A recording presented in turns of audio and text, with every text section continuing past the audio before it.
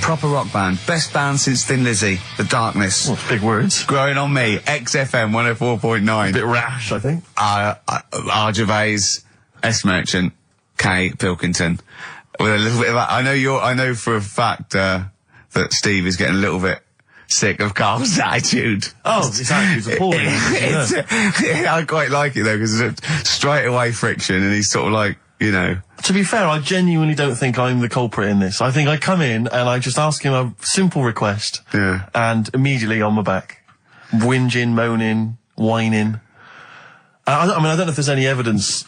Well, it's funny you say that actually, because in a survey, it came up this week. It's quite extensive. Mancunians take more sick days than anyone else. Mancunians take more sick days than workers in any other city in Britain and Ireland, according to Manchester-based employment firm.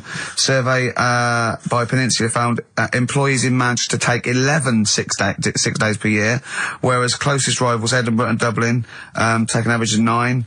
Liverpool, Newcastle, Birmingham, Cardiff only 8. Is Reading mentioned there, or no? Bristol? It's not even in there. They don't take days off. London is only 7. So the point is, I mean, I don't know you can take anything from it, but if you're an employer and you had a Mancunian and a Liverpudlian and they were equal on everything else, but you really couldn't afford them to be away, Liverpudlian's going to probably be away for 8 days. Sure. The Manc's going to be away for 11, phoning in sick. And so what can you? I mean, just analysing the data there. What would you extrapolate from that? I really don't know. I mean, call in if you've got any clues, or email us in if you've got any. I don't know why they. I think maybe. I don't know. Mancunians. I don't really know many people from Manchester. Well, I only know one, but I know he was off sick because he put on wet trousers and he got a cold, I think. Yeah. Well, he just said he was. Didn't come in for. Yeah. He left early as well once. Yeah. But I don't know. I mean, that's the survey. I don't know. I mean, it's evidence because it's statistics. So there you go. It's guaranteed evidence that's proof.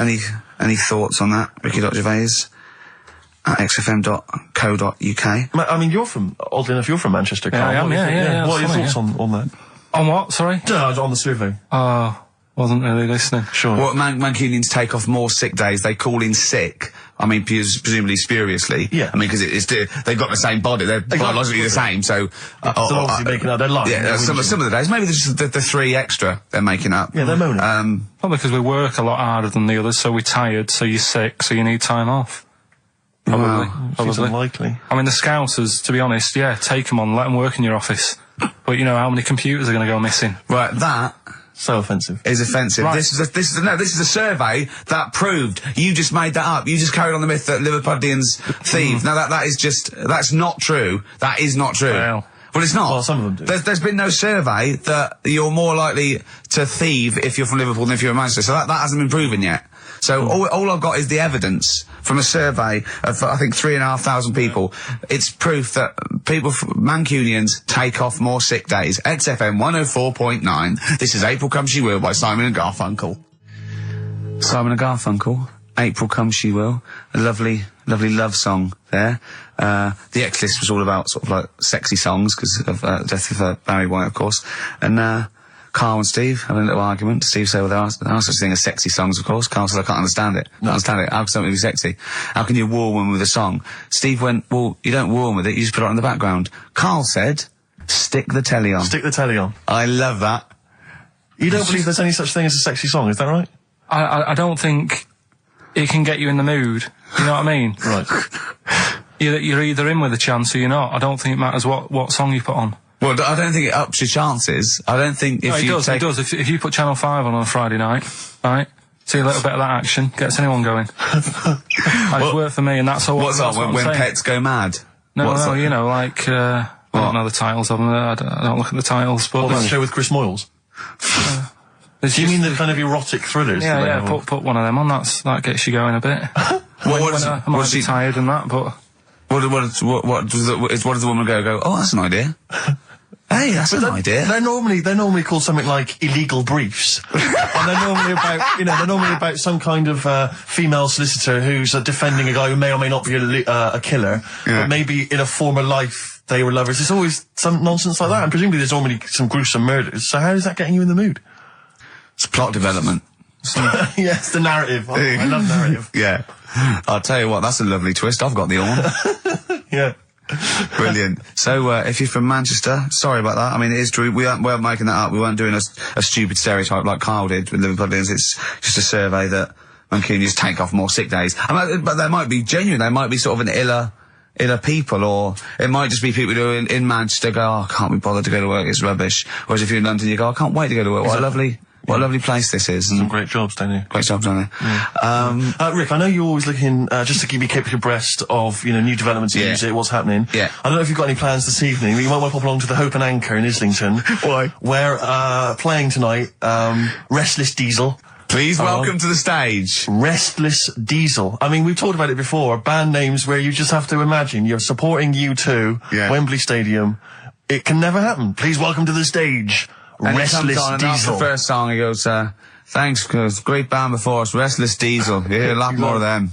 Exactly. Yeah, it won't happen, will it? Sure, they're a great band. I think. What's the tax on that? $5 in, is it? It's not telling us actually. But pop down to the Hope and Anchor. Maybe tell us how Restless Diesel was tonight. Yeah, just call in. Maybe call in on Christian show Monday. Just tell us how Restless Diesel were. We can make that a regular feature. Now, what's coming up on today's show? Well, listen, we got all the usual favourites. We got and some new ones. We got Monkey News. That's sorted. Karl told me. People are guaranteed Monkey News. He called in. He said, I've got some Monkey News. Brilliant. He's done that. I had to make sure. Then we got that. We've got some great tunes. I've got a great song from Tupac, some Cat Stevens, some Jimmy Webb, some Thin Lizzy. Can I surprise you with something from Aerosmith? And a little treat from Evan Danberg. We're quite rocky today, aren't we?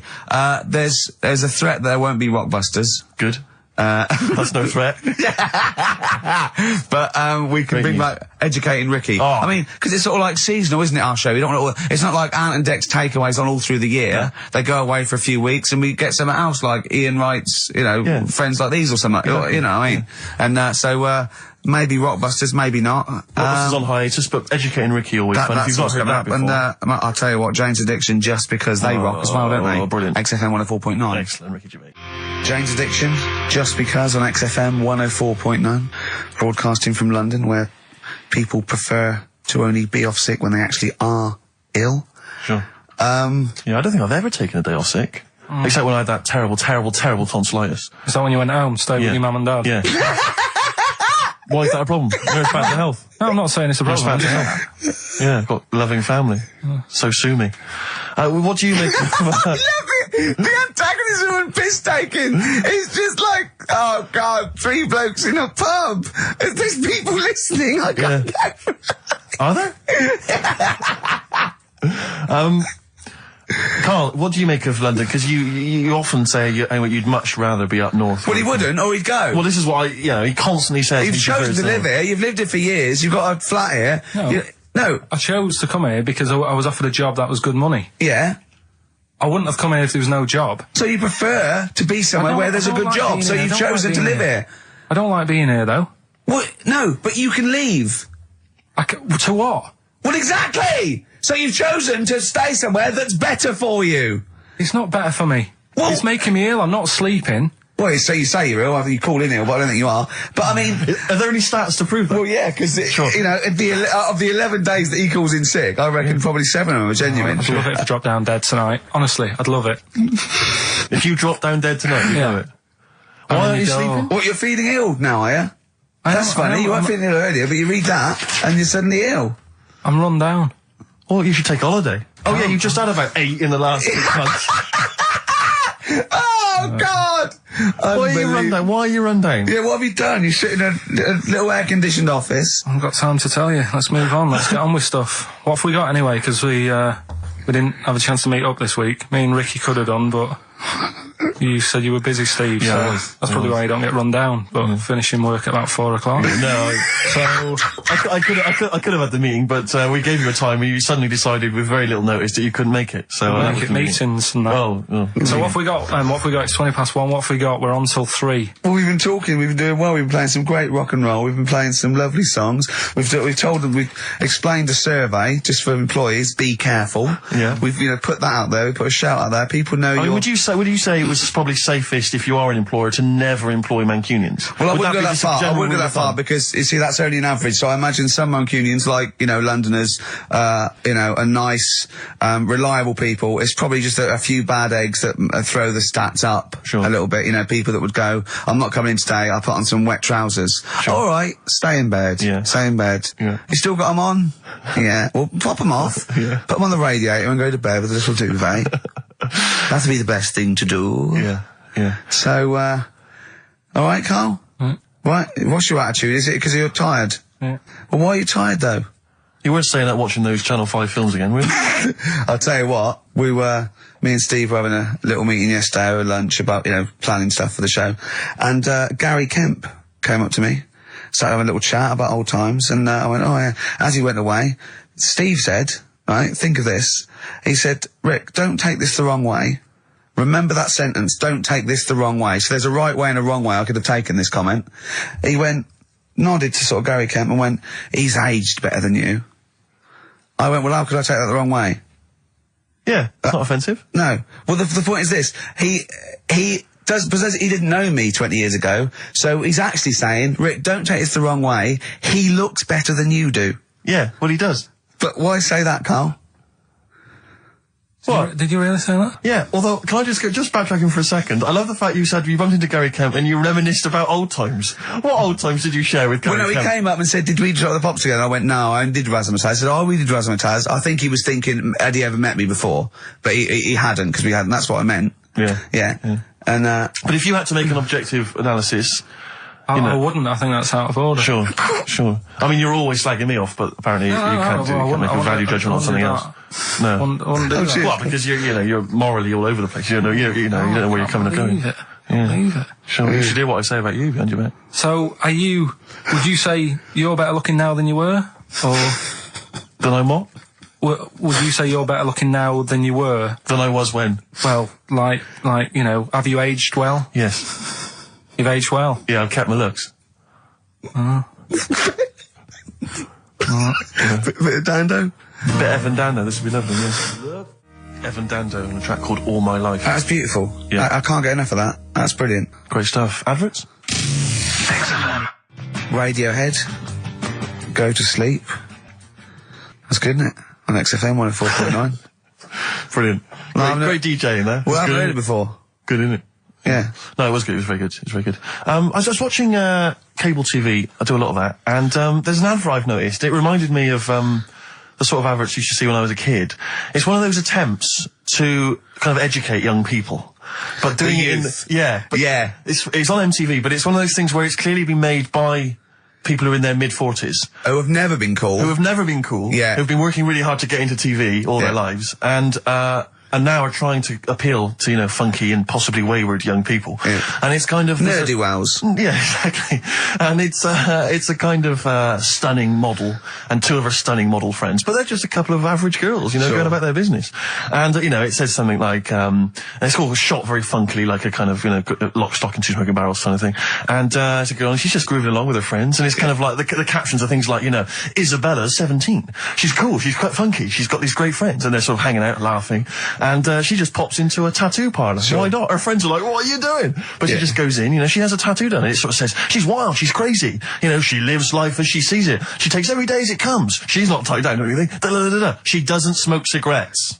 Yeah. So it just says, don't smoke cigarettes. If you think she's cool. If you think all this is cool, then you probably won't want to smoke cigarettes. Exactly. If you want to be cool, then like don't. Isabella or whatever. Except the thing with that is that people watching that, the youth watching that will go, well, Bill at my school, he smokes and he's cool. Exactly. Yeah. Well, this is the problem with it. Yeah. It's not that the impulse is wrong. The message is fine. It's just this thing I can't imagine those things ever working with young people. No. With youths. It's like when you know, what was it? What it will do is that you'll get a lot of 13 and 14-year-olds sneaking out and getting a tattoo. Exactly. So the parents be going, I'd rather she smoked. Exactly. She might give that up sometimes. That's for life. She's got a spider's web on her face now for the rest of her life. Yeah, exactly. Yeah. But it's like, you remember that thing when they tried to get young people to vote?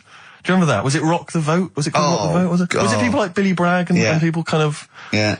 I don't know who that appeals to. I don't know You know, some youth he's kind of smashing up a bus shelter, throwing bricks at old people. Goes, and then, what's that, Billy Bragg? Billy Bragg, yeah. I just can't. I don't believe it ever. I think it was Mick Hucknall was another one. What's that, Mick? Oh dear. Well, I remember the ones where he just if you were going to go off with a stranger, your cat went, well, don't. Yeah. Ask mummy first. Yeah. And I remember I was trying to jump in cars left, right and centre, but my cat, when I was like 5 or 6, would go, and I go, good point. Yeah. You're right, he could be a nutter. But I seem to remember the Charlie's. The Charlie Says. It was Charlie Says, wasn't it? Yeah. Charlie Says. Charlie Says. I always find them really unnerving. He lived in that really eerie kind of world where you never really saw anyone. Yeah, but it was very kind of, it was very eerie. It wasn't a very kind of comforting but world. they hadn't spent a lot of money on the cartoon. No. No. But it was, I always got the sense with him that he was probably really quite lonely. But I like the fact is that, he had a cat. Mummy was so pleased, but by the time I came out, they'd gone off and I missed the picnic. But Mummy was so pleased that I'd asked her. She gave me an apple. No, I think and Charlie got something he liked. He gets a fish, right? I was thinking, an apple? No, I seem to remember it being that... I'll get an apple anyway, get me some sweets. Yeah, or a tattoo. I always thought there was a con when your parents got you some clothes you needed for Christmas. I'm not falling for that. Exactly. I'd go, look, I'm getting the clothes anyway. I want battling tops. But the Charlie Says, I seem to remember when they asked him to go off for the picnic, by the time he'd asked Mum, because she was on the phone, I don't know who she was chatting to in the middle of the day, the kids had gone, and I seem to remember one of her clients. Exactly. I seem to remember that he said, don't worry, it was fine, because Mum took him and Charlie on a picnic. Not as good. Who'd rather go with your mates, or with your mum on a picnic? And your cat. Yeah. I mean, I don't think they were friends. The Scotch egg sinks a fish. Well, I had to bring it for Charlie. Don't bring raw fish in the picnic basket. I think they weren't friends of his. They were just local kids who go, let's go and ask that weirdo with the cat if he wants to come down the park. Let's go and ask the weirdo who thinks the cat can talk, and then run away when he goes to ask his mum. When he goes off to ask his mum, they're just going, ask your mum, ask your mum. Yeah. Hello, hiya. All right, we're the local lads, the cool local lads. We smoke, we got tattoos. Do you want to come and play with some puppies in the disused mine? Ask your mum first. Quick, run. Exactly. So look, he's talking to the cat. Look, he's talking to the cat. They were just round the corner spying on him. They were just laughing. There was no picnic. Did you ever go on a picnic, Carl? Was there places to go in Manchester, or was it like Quarryland mostly? The problem with those adverts, like when I was growing up, they'd sort of give you ideas, because remember the Charlie's one, right? And we were on holiday, right? And I met these two lads who are knocking about with like mates and that. And that advert came on, and we thought it'd be a good idea to wind his mum up, because this advert had just been on saying, you know, kids are going missing in Wales, right? Yeah. So we said, oh, this will be a good laugh. We put the kid in the wardrobe. His mum came back from shopping. We said, oh, he's gone missing. We haven't seen him for hours. That's terrifying. I know. That's appalling. How old were you? About 13. And what was his mum? She must have been. Yeah, she was going mad, and that's when we thought, oh God, we've gone. Will we say anything? Will we pretend we don't know where he is? Open the wardrobe, he'd suffocated. Yeah, that's horrible, Carl. I know, but it's just what you do, isn't it? It's just what you do. Well, no, you do. What do you mean? It's just what you do. What was it? Was he in the wardrobe? Was he listening to this? Why didn't he go, Mum, it's all right, when he heard her crying? No, she wasn't crying. She was just panicking and like screaming a little bit and that. Screaming a little bit. Okay, we'll tell her when the screaming starts. Exactly. Yeah. And then what's the other thing? Like on the same, like, you know, all this was going on when I was growing up. And one time we're on holiday, and my mum says, right, if you're going on the beach, it's a big beach. But you know, if you're going to go out and play there, I need to know where you are. So where are these bells? Where this cowbell around your neck? She gave me a balloon. Good idea. A balloon, and it just, you know, sort of attached to my arm, so wherever I was playing in the sea and that, you can see the balloon and that. Brilliant. But then the problem was, everyone else thought that's a good idea. And it was just like loads of kids with balloons and that. Oh, I ruined it. So that didn't work. Yeah. I had to bin that idea. Weren't you in a car park once? Oh, no, it was New Year. And we were all gathering up. You know, like in Trafalgar Square at New Year, everyone gathers and they have a big kind of party and stuff. Well, in Bristol, they do something very similar on a smaller scale. And I was there one New Year, I was with my friends. And I for some reason, I picked up a balloon during the evening. You know, I don't know where I got it from, but I was holding this balloon. And these girls came up to me and I thought, yeah, nice. You know, maybe a little New Year kiss. They came up, they said, hey, are you going to be here for a while? And I said, well, yeah, I probably will. They said, it's just that we've arranged to meet back at you at midnight. Oh, what do you mean? Because I was so tall I had a balloon. I was towering above everyone else. I said, what? I said, we're going to meet back at you at midnight. This is. They said, don't worry, you can go about your business because we can see you wherever you are. This is where Nelson's column is. No. No, this is in Bristol. Oh, right, okay, yeah. And so I'm sort of wandering around, and then at midnight these two girls turn up again, and some of these lads come and meet them, and they're sort of laughing and joking. I'm thinking, they're probably going to invite me back to a party. I watched them get in a cab. They went off. They had a wild night. But then I did have a balloon, so it was a great new year for me. I did have a balloon. Oh, should we have a little bit of two-pack? Yeah, if you want. Yeah. There's a great lyric in this. It's picture me rolling, right? But at the end, he's saying about look at me now. I'm drinking Remy and I'm in a Rolls Royce. And he goes, oh yeah, I forgot the DA. Can she see me from here? Can you see me, ho? And I think this is like District Attorney turning on the radio and Tupac going around going, can that ho see me? She's going, yeah, I can see you. Yeah, it's brilliant. Tupac. I'll tell you what, we should get rolling. Rockbusters. No. All right. No. Well, he has done it. He just said that he was worried about it because we said it's the last one. What do you think, Carl? I just don't think can I just say now, Carl, seriously, I'm only responding to what we're getting on the email, which is people do not want Rockbusters. They really... There's one guy here he says, it's James Pooley, he says he's preempted Carl by giving my answers to this week's quiz. I don't know what the clue would be, but his answer is no Van Ear. Nirvana. Yeah, good. Nirvana, yeah. That sounds like one. Number 2, he's just guessed. I don't know again what the clue would be, but the answer is Kid Creosote. Yeah, that's good. That's a typical Rockbuster. That is brilliant. That's a better game. And the last one is Harry Seacombe. Yeah, that'd be good. So, maybe we should reverse it so people and we have to come up with the clue for them. And we win the prizes. Yeah. Have you got prizes ready as well? It's all there, but... Oh, I feel sorry for him now. What the prizes would have been. I'd rather just give them away to the first person to email in, frankly, than have to go through the torrent of Rockbusters. God! Look at Carl's face! I wish you could... Oh, can't we get this on telly just for Carl's face? Hey, I'll tell you what we could do, Steve. You know, like Smiley Miley and that used to take the Radio 1 Roadshow out? Oh, man, that would be amazing. Come on. Should we take it out? Hello, Bournemouth. Yeah, how many miles have I done? Don't care. No, should we do this? How many miles have we done? Well, XFM's down the road. Yeah. 1. Yeah. Should we take it out the road just so they can see Karl Pilkington? To be fair, though, you're not really keen to leave W1, are you? Well, we wouldn't. Right, so where exactly would we take the roadshow? We'd do it outside. Outside the building? Yeah. Right, okay. And what would we do? It's called a roadshow because it's in the road, I imagine, isn't it? And we'd give away T-shirts? Throw in T-shirts, and then we'd have a band. We'd have band playing. What was that band playing tonight? I forget, something Diesel, was it? Yeah. See, instantly forgettable. That was my point, really. we could have them on. Yeah, great. Yeah. Get a couple of celebrity pals down. Someone from Big Brother 2. That would be ideal. Well, Josh, the other little gay fella. Yeah. He'd come on, just wave. Yeah. I'm beginning to like the idea. Yeah. Brilliant, yeah. So we'll have Josh, something Diesel, we're playing the Bull and Gate tonight, whatever it is. Yeah. Right, I'll throw out some T-shirts. Yeah. And then, Carl will do a live Rockbusters. Yeah? Well, I don't know. Do you want it? I just think that ruins it slightly. It would just bring the whole afternoon down, Rick, I think. We get it sponsored by someone. Yeah? No? Well, I'm just trying to inject a bit of... Read the prizes, what they would have done. There's a PlayStation game here. I guess it's maybe not been released yet. It's a little demo of that. What's this? The American Song Poem Anthology. I don't exactly know what that is again, but lots of songs on there and a couple of compilations, arbitrary compilations, the Club Anthems compilation, the best summer holiday album ever. Wow.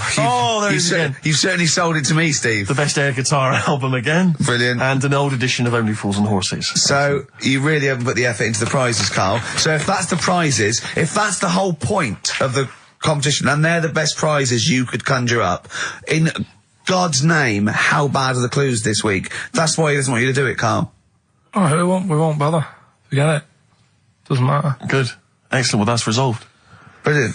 That's excellent. What we have got, though, is Educating Ricky, haven't we? Well, another one of my little things. Oh, it's brilliant, then. So how long's this going to last before you want to get ditched this? Well, we'll see. A couple of weeks. It's not like that, Carl. It's all one. It's one love, man. We're on the same team, man. Yeah, we're just one voice, man. One true voice. Like those lads. Yeah. They could play. Right, well, the Educating Ricky, they could play. Well, why don't we play a record and come back with Educating Ricky? The Wind, Cat Stevens. We need to get the jingle queued up as well. Yeah, I'll get the jingle queued up. No, yeah. I haven't got Neil Young lined up yet. No, not you, Young. Cat Stevens. I gave it to you. No, we're not playing that yet. Can we just play a record? No, This I is just told you sounding to. rubbish. Well, I This is told you squabbling. to. See, what, so why aren't you playing the record I told you to play? Because we've just had something chilled, right, from Tupac. Let's lift it up a bit now with a little bit of Blur. Right? Come on, play it. Oh, I'm not sure. I just have. Crazy beat, Blur on XFM 104.9. Right, we're gonna do Educating Ricky instead of Rockbusters. Incidentally, on the subject of Rockbusters, we just had an email from Phil. He says, I could do with this week's rather shoddy array of prizes, as I'm doing a car boot sale tomorrow and need a bit more tact to fill the table. Probably send it we through. might as well do it anyway. Yeah. But Educating Ricky, it was a feature. Well, actually, about a year ago, I started a feature called Educating Karl because we found out he had 1 E at O level at history, and I'd educate him on things like Rasputin, things that I thought he'd be interested in. You know, Winston Churchill, Guevara. some of the greats, some scientific facts, and then I said it's your turn, and he started telling me about people born without legs. Some people have got a funny eye. There's a woman whose tongue's longer than her arm. And really, you know, turning the screw on education. Yeah. So, I don't know what he's got for me today. Maybe a dog born a cat. Let's have a look. We've done that one, we've done that. Is there, because often we should point out there's sometimes a crossover between Educating Ricky and Cheeky Freak of the Week, Yeah. just in terms of subject matter. Yeah, so we've done Cheeky Freak of the Week. We've done all the freaks. What have we done with the Freak of the Week? There's a dog. There was a woman that had the back legs of a dog. There was last week. What was last week? It was the girl who was born with 4 eyes, 2 mouths, and 3 legs. Sure. You weren't that impressed. I thought if we've got to that and it's not impressing you. let's we are a spin that, tough let's spin audience, it, I let's admit. spin it. Let's move on. Is there Yeah. a jingle for Educating Ricky? Educating Ricky. Oh God. You've told me Educating Ricky. Very similar to some of the other jingles I've done. Well, they're made by the same people. Yeah, yeah. Right, Okay, what have you well, it's just, I mean, Educating Ricky is just stuff that I learn in the week, and I think that's interesting. I keep it up here, and then I share it with you, right? And, some interesting stuff. One of them, right? Mount Everest. Go on. I need more. Right, well, there's a problem, Yeah. because people are leaving rubbish up there and that. And, like, people, whoever owns it is saying, he's saying, forget this. They're leaving a mess and all that. But do you know why it's called Mount Sorry, Everest? what was that? That's one, is it? That's one. There's rubbish on Mount Everest. No, How many people go up there? Are we that's talking about people dumping old tellies and washing machines? Who's fed up? The Yeti? What are you talking about? No, I mean, that isn't what I'm educating you. I'm just telling, this is part of the story. I'm just telling you. It's just a bit of context for you. Like, they're leaving loads of rubbish up there. Well, they're not leaving loads of rubbish up there, are they? No, they are. They're apparently Not like right trams and washing machines and seagulls flying everywhere. I don't know. Anyway, Oh. But anyway, do you know why it's called that? You know why it's called Mount Everest? well, it's called Mount Everest. I know the mount bit. It's because it's a large mount, and if you climb it, by the time you get to the top, you need to have a rest. And that isn't the educating bit. I'm just telling It's you. not true. Well, we'll leave that. Well, Right. no, Carl, in the name of everything holy, do you think that anyone named it because you have to have a rest when you've climbed it? Well, we'll see. We'll see what people say on email. But Well, that- it's definitely not. But anyway, That- that's one thing that I kind of thought that's interesting. I'll remember that. I'll teach Ricky that, so you've learnt that. Right, now, are you familiar with this thing that they can do if you're dead, right? No, not if you're dead. It's like if you're ill and you know you're going to die, right? I don't know what this is anymore. Extraordinary. Have a rest. Extraordinary. Himalayas. Himalaya. What? Listen, this is an interesting fact. Come on. If you're ill but you know you're going to die, Yeah, you can have this thing done in Detroit where you get put in a fridge right? and if they work out, you know, what's wrong with you in 20 years' time, they go, right, that fella is in the fridge. He had that. We can sort it. Let's get him out. And they sort you out. Yeah. Is this the first time you've come across this idea? Yeah, I read it the other day. I didn't know I've about never it. heard of this before. So have you? It's called cryogenically cryogenics. preserved. Good, isn't it? They put you at sort of like sub-zero temperatures, so stop all cellular activity. So do you stop aging at that point? Yeah, it's suspended animation. So, well, what's the law on it, right? Because say if I had something, right? Yeah. And I said, oh, put me in a fridge, and when you've got the cure and that, wheel me out, sort me out. Say if they did that, Yeah. and it was like 40 years, Yeah. and in 40 years' time they get a cure for me. Yeah. Would I have to stay with Suzanne? Because she'd be 70. Do you mean what are the rules? Should you be allowed to date a younger woman? Well, it's not fair, is it? It's like good news, we sorted you out, but... I don't think she'd mind. I reckon she'd have the best 40 years of her life. Yeah.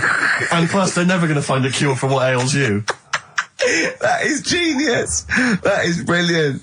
You come out, you're cured, and you go, oh no. I love the fact that's what he'd be lying there. If you could think while he was in that state, you'd be thinking, oh god. She's losing her looks. Yeah. Just, oh dear. But everything else as well, like, my job wouldn't be here. No. No. Although the figures would have gone up a little bit. Flat's probably gone or knocked down or whatever. Sure. Yeah. Most of my family would be dead. Yep. So what's the point? What? How do you know about it? Who's done it? Well, famously Walt Disney, apparently. I mean, Walt Disney actually did die, but had his body preserved so that should they one day be able to bring back people from the dead, they need Walt Disney. they'd think, hang on, who do we have? But with him, nothing is going to change, because when he comes out, Mickey Mouse will still look the same. Sure. Unplug and all that. Play a record. I don't know where your mind is. Play a record. It's brilliant. You just say words. It's the Averett. 50 Cent in the club on XFM 104.9. So Carl's a little bit fed up today. Actually whinging. I mean, properly whinging. Fed up. Reckons he's tired. Reckons he's overworked here. But do you know what I mean, Carl? Everyone gets tired. Everyone gets tired. Everyone does the same sort of hours to you. What do you do? Sort of 9 till 6, 7? About 9 till 7, 8. Well, no, because a couple of times this week I've sort of met you for a drink about 6. So it's funny, isn't it? That's weird. Some of the times I've come back after it, just for another 40 minutes or something whilst no one's around, try and get stuff done without phones going, without emails coming in.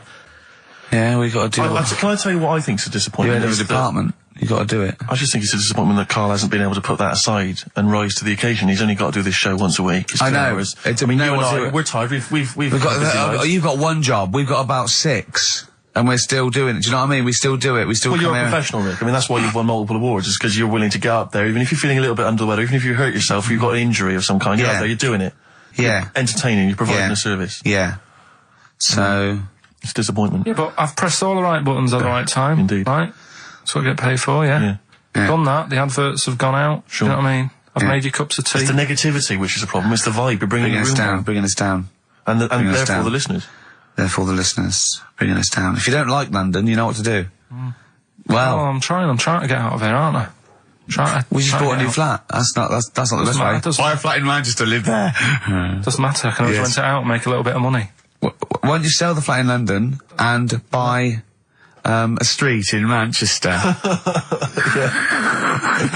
Pilkington Avenue. You could literally have the king of that street.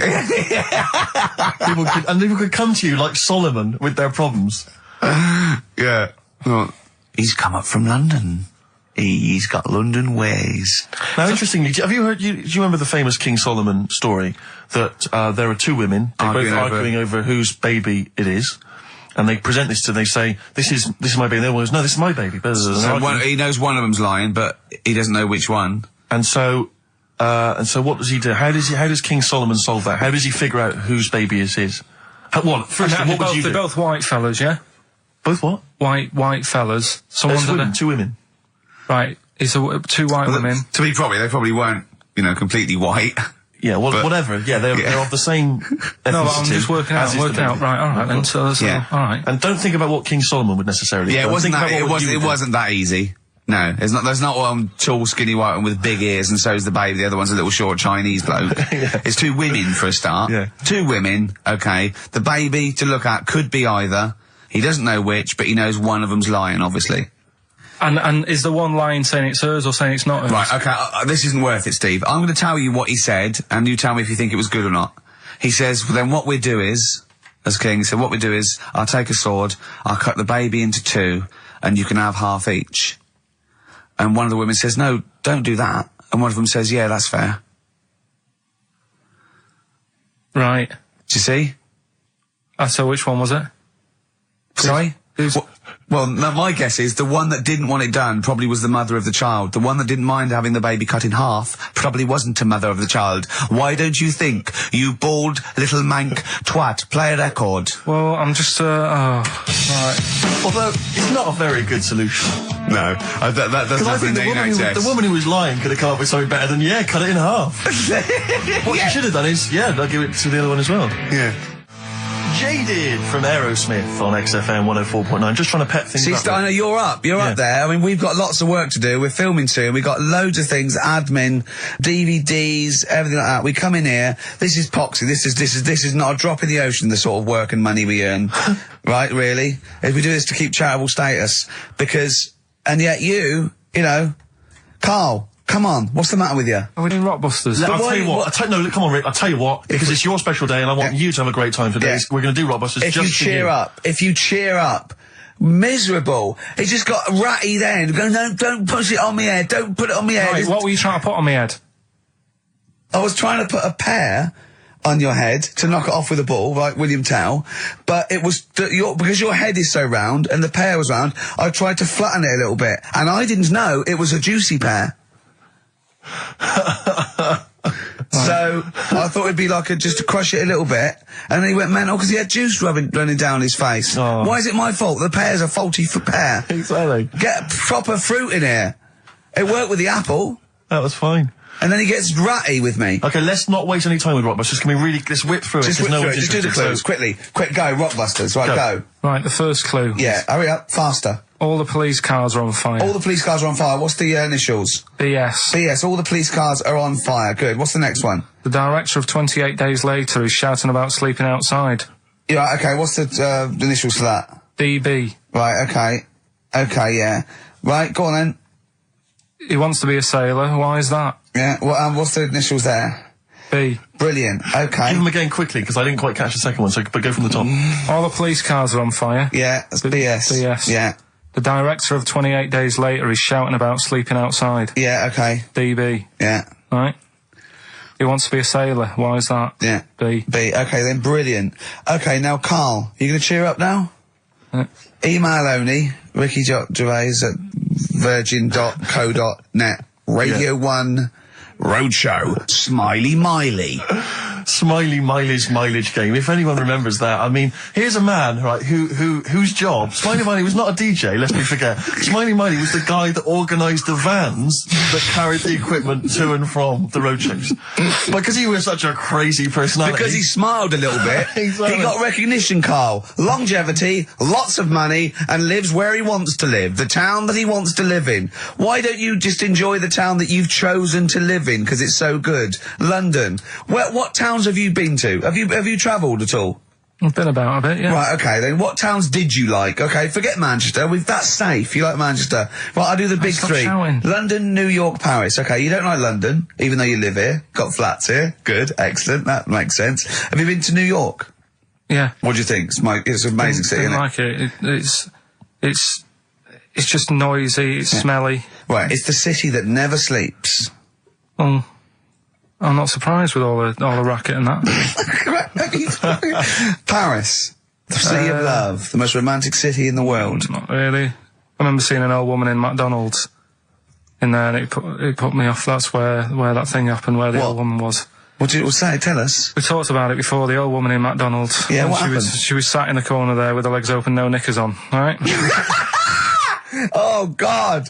That's Paris. Did that put you off your cheeseburger? Next city. Where next? Have you been to? I don't know. The most beautiful city, Venice.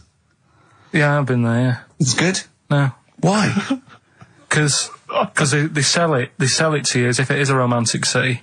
Where did you see it? Sold? No, I saw it on, when I was growing up, right? Remember 3-2-1 with Ted Rogers? Yeah, of course. It used to be one of the star prizes on there. Right. And they'd say, let's show you the video, let's see what you're going to, let's see where you're going to be loving it for a couple of weeks. And he'd show you this scene of like the gondolas and all the city lit up at night. Like a man and woman sat on a boat loving it and stuff. Yeah. I went there, bin bags everywhere. Play a record. Yeah, it's a mess. Play a record. It's London. That flooded. is Wish You Were Here with Karl Pilkington. All right. It's London flooded.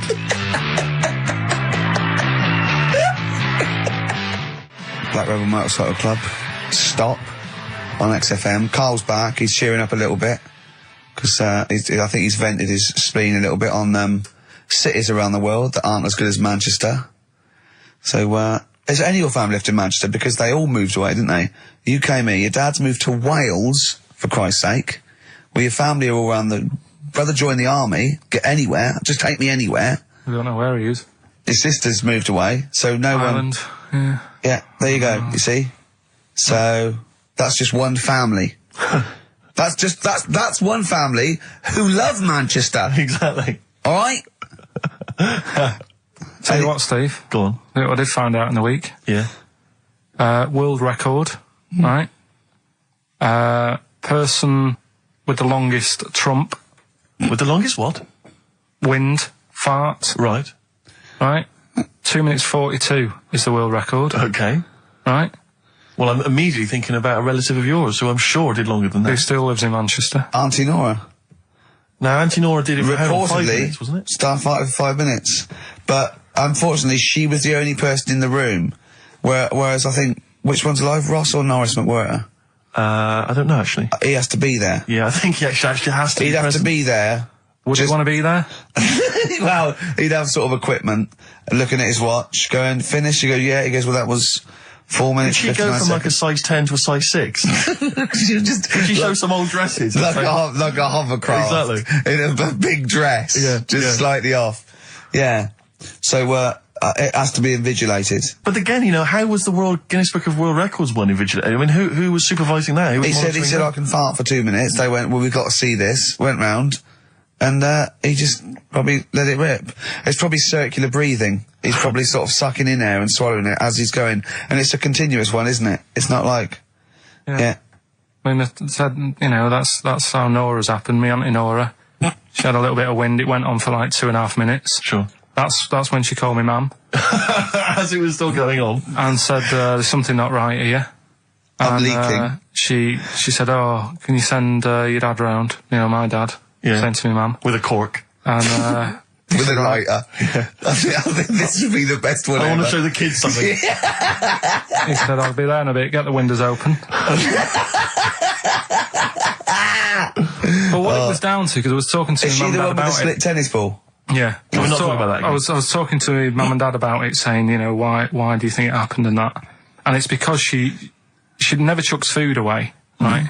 And she'll sort of mash it all up. And she's got all these ice cream tubs in the fridge that are just full of Cabbage like water. old mashed up food. Really? And she prepares everything. Right, she doesn't work, she's retired now, she's got nothing to do all day, but everything's got to be ready Still for calls her. in sick. Do you know what I mean? Everything's got to be done. Even though, if you're going round to her house and you're going there for tea, it's like, what time are you coming? And it's like, well, I don't know, maybe 5, maybe 6. Yeah, you're Well, no, late, I need because to you're late know, when I you need have to to meet know. us at 5 or 6. Do you know what I mean? That's what... So, sorry, when you say she mashes up food, she literally takes the remnants of a dinner, could be sort of some... Anything. And just smashes it all up into a... Yeah. And then what does she do with it? Put it in the fridge, and she's got it in the fridge, it's like January, February, March, she's got all these ice cream boxes that are just full of... But she doesn't... She reheats it and eats it. Oh, then she, puts I it in thought the she was pan. just keeping it as a No, souvenir no. of each meal she'd had. No, put it in a pan, warm it up. Oh, And that's what it grotesque. is, it's just... A lot of vegetation, is it? Yeah. Why has it only happened once, or does she save it up once a year, just let it go? I don't know. Well, she is mad, she's... Yeah, she sounds potty. She doesn't answer the phone anymore in case there's a burglar. Checking if she's in. It's like, well, answer it and then they'll know you are in and they won't come round. Yeah. Mental. Well, they can't be sure then, can they? What do you mean? Well, if there's no, well, go, well, maybe it's someone just, they are in, but they're hiding. Whereas if Auntie Nora goes, it's Auntie Nora, we can she'll be farting. We can sneak in when she does a loud one. Because we'll be aware of the telly. What's stopping it? It's got a valance round it. It's got caught on the cat.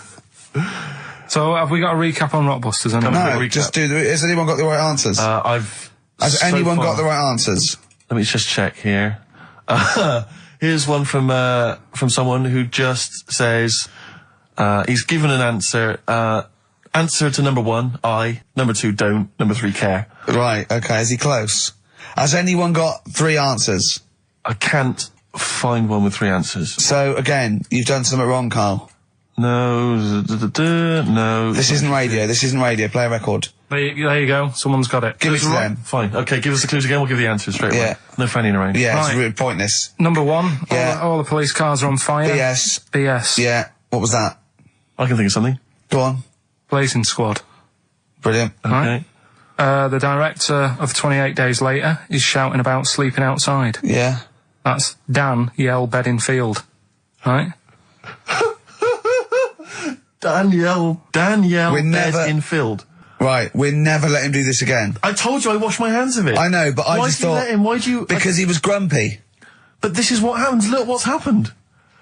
Danielle Bedingfield. That's what happened. The director of... So Danny Boyle, so Dan, right, all that for Dan, about shouting about being...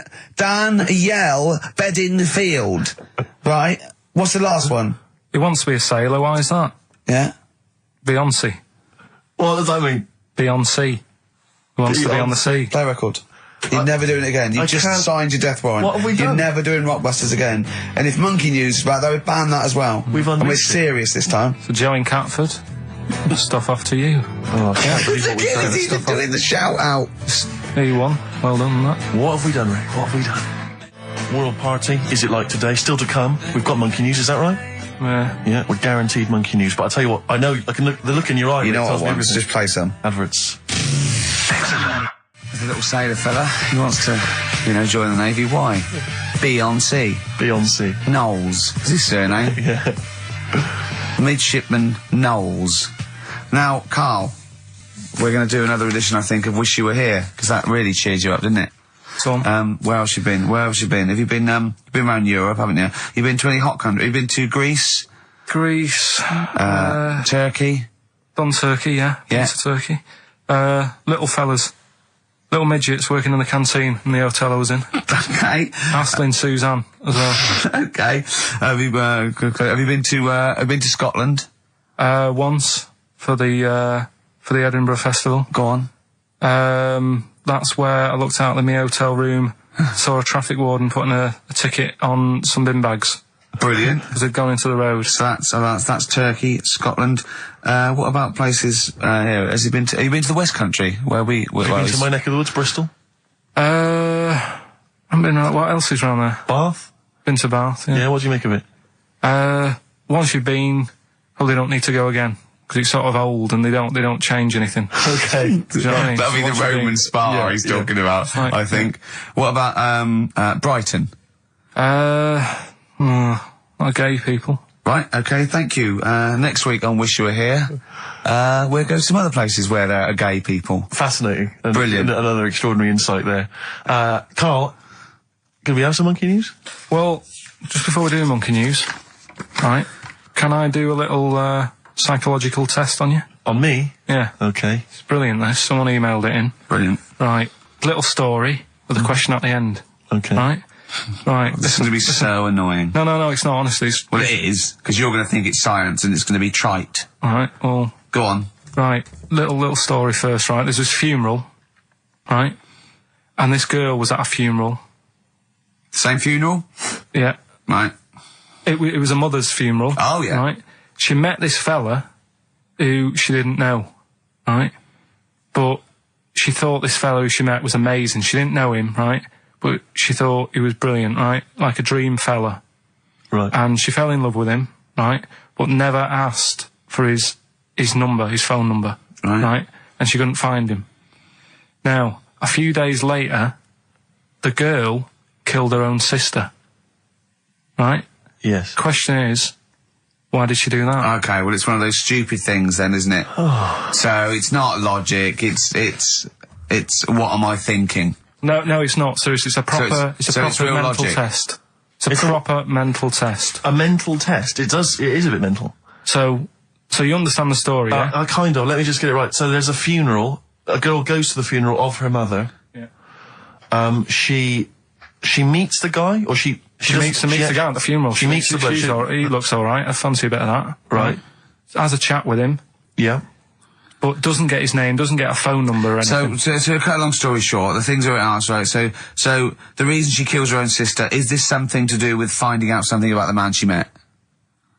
Well, just answer the thing. Just, why did Oh, okay then. I'll answer it then. She went mental. He was a spy called Derek. What do you mean, just answer it?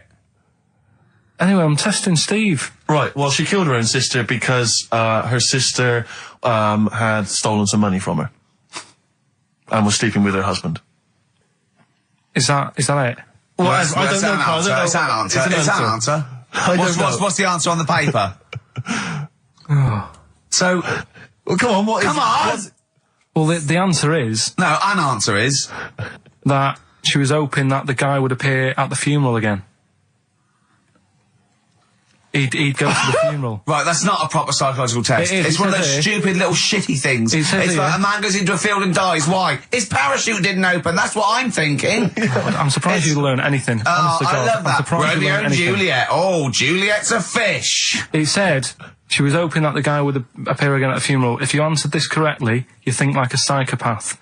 This was a test by a famous fella, right, who used it on killers, and most of the killers got the answer right. Did you also think that? Was that the answer that you gave when you first read it? No, I didn't know. But I wondered what you would have got. Good, so that's proof I'm not a psychopath. Yeah, but that's the point, but it's a psychological test for looking at something very, very specific. What's up with that? Well, what was the best that could happen? That he'd got it right, so he is a psychopath. What annoys me is you're not happy with that test, but before you wasted 3 minutes trying to balance a pear on my head. What were you getting out of that? Let's play a song and have some money.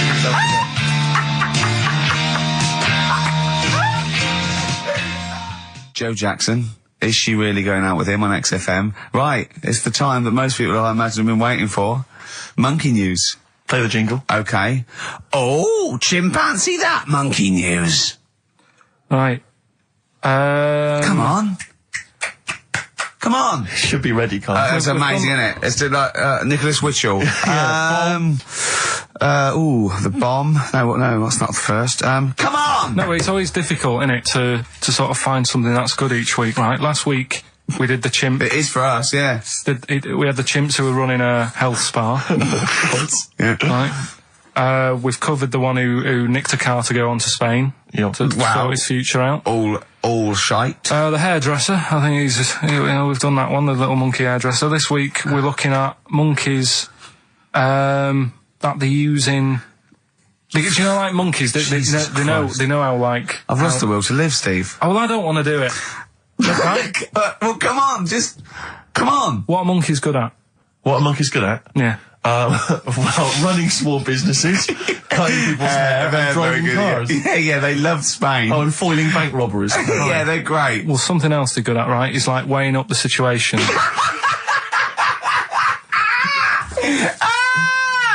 Oh, God! If you stick them in like a field with loads of like obstacles on it, right, they're good at sort of, I can get over that, and I climb over that, I'll swing from there to there, that sort of thing, right? Okay. So the people in charge of somewhere, I've thought... somewhere! Come on. I've thought we can use that skill, right? And what they've done is they've got a load of little monkeys, right? They've given them an IQ test. Yeah. And the ones that score above 80, right? Get to produce this show next week.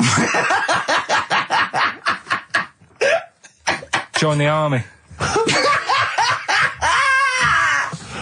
Right. How do they join the army and what do they do? They just, what they do is they set little obstacle courses up for them. They do that. They do a cross-country run. They do, the IQ cross-country test. run? Yeah. Okay. And then once they've done all that, they make them a little uniform. Made to measure little uniform. Slightly longer arms, shorter legs than usual, yeah. Yeah. And, basically then they taught how to use a gun and that sort of thing. Yeah, of course they are. You're talking rubbish again. This came through literally, pretty late on, so... So you've not had a chance to corroborate all the facts, as usual? Just have a look. Right. It's the bit I'm looking for is, well, A, why are they doing it? Why are they doing it? Yeah. Why do we need monkeys in the army? And secondly, why are we giving them guns? I'll just check to see if any of that. I love the fact we only let gays in recently. Yeah.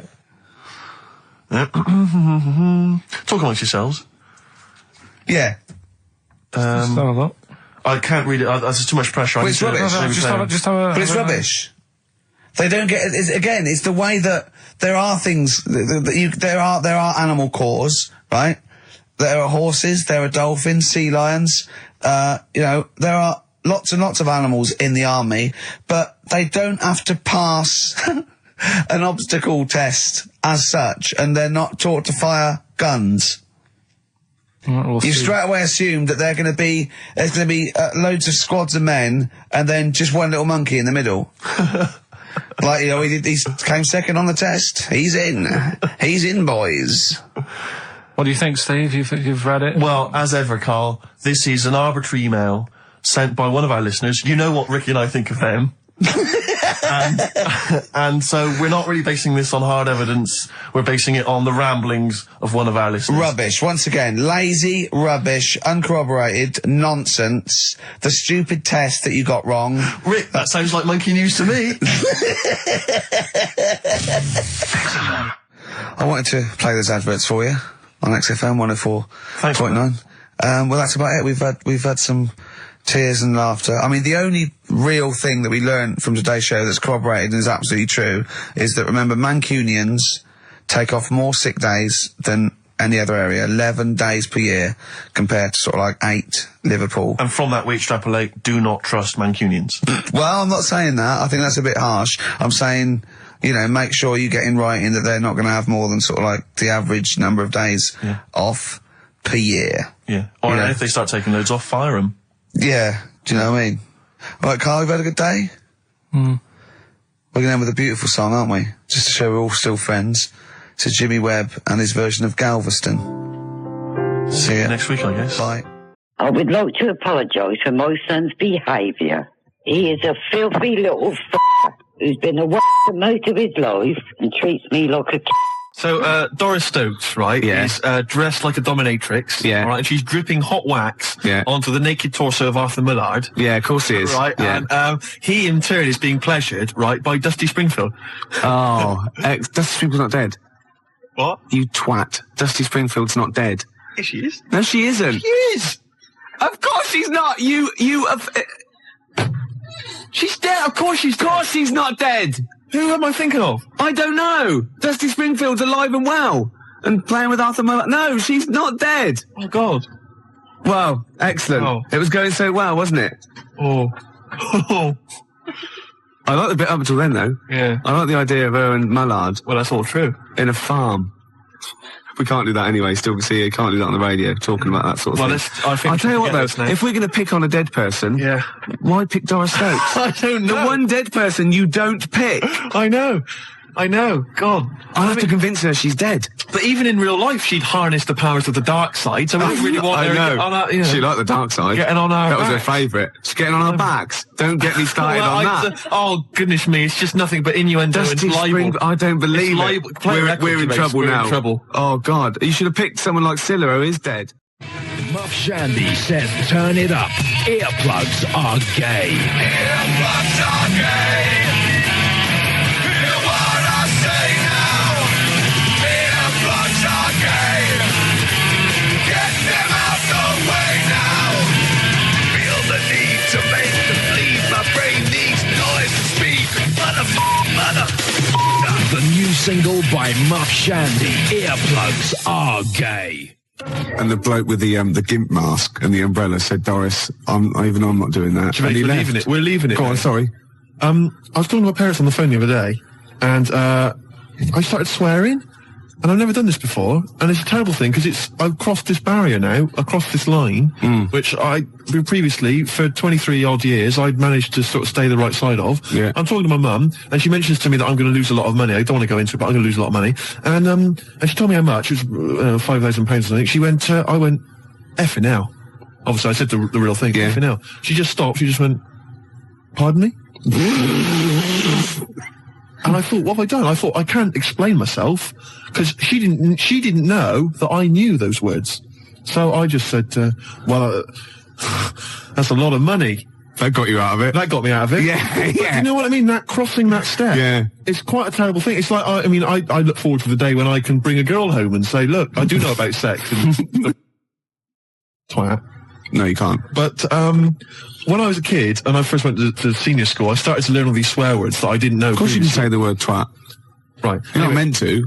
I started learning all these swear words, and I went home and I started using the word twat. I just thought it was a slightly stronger version of twit. Yeah, yeah. It's a bit tougher for some reason. Yeah. And so I used to go around saying that, and I'd go, my sister would say, stop ruining my Lego, and I'd go, you twat. Yeah. And, make your bed, Steve. No, you twat. I'd say to my mum, right? And I didn't realise what it meant. Right. And my dad, right, he didn't really know much about swear words, so he started using it as well. He started going, oh, you twat, Steve. And, do you want to clean the bath? No, you twat. And we just started using it all the time, right? Yeah. So then at school, Mark Johnson told me what it meant, Yeah. right? Obviously I'm stunned. I'm thinking I can't go around calling my mum a twat. Yeah. So I just stopped using it. Yeah. Like that, just stopped using it. But I didn't have the guts to tell my dad what it meant. Oh, no. So he carries on using it, and to this day, we were driving along, he'll say, to my mum, Elaine, watch where you're going, you twat, you great big twat. And I just want to say to him, Dad, don't say that to my mum, because she knows what it means. Oh, no, But really? She's not going to say to him, Oh, God. Ron, would you stop saying that word? Because Yeah. Same thing happened to me. My dad still says fouch. does he? Yeah. Oh, Felchin, talking of that, right, it's Doris Stokes. Yeah. She's got this huge... 4 sailors and a big sailors. bucket and like a weight. Well, that's it, Steve. Is it? It's the news now. Then we're out of here. Yeah. Yeah. Well, we've had a few laughs, few tears. Yeah, well, don't go on about it. XFM 104.9, Ricky Gervais. Gervais, I've just thought of a great game. All right. Emma, who helps us out here, she's just brought in a couple of beers for us. Yeah. All right. And I know you We're have going to drink them after the show because I do not drive the desk and drink. Absolutely. Yeah. Anyway, okay, don't pick it up. Okay, right. Because the thing is, there's a picture, all right, Right. on the bottle, which I don't think you've seen it yet. Have No. you? Right. And I guarantee, if I turn this bottle round, you're going to start. Yeah, this is good radio, isn't it? You're going to start laughing when you see this picture. Right. Now, before I turn it around, Yeah. right, hopefully you will laugh spontaneously. Yeah. It's a new competition, all right? You Right. can fax us in pictures. You can send pictures in the post, all right? Yeah. Any picture which I can then, during the show, hold up and show to Gervais. If he laughs spontaneously, you'll win a gift. You'll win a prize. That's a great competition, Isn't Gervais. it? And great radio. And great 'Cause radio. They'll be laughing at the picture at home, won't they? Exactly. They'll be going, no wonder he laughed. Look at that. Well, all right, there's simple things like that which don't work, but the point is... Yeah. The point is, right... Anyway, You'll still try. Okay. Just- Let's test it. He's going to turn this little chubby pint of beer around, whatever it is. just calm yourself. Okay. All right. Don't want you to... Hurry up. I want to drink it. You ready? Yeah.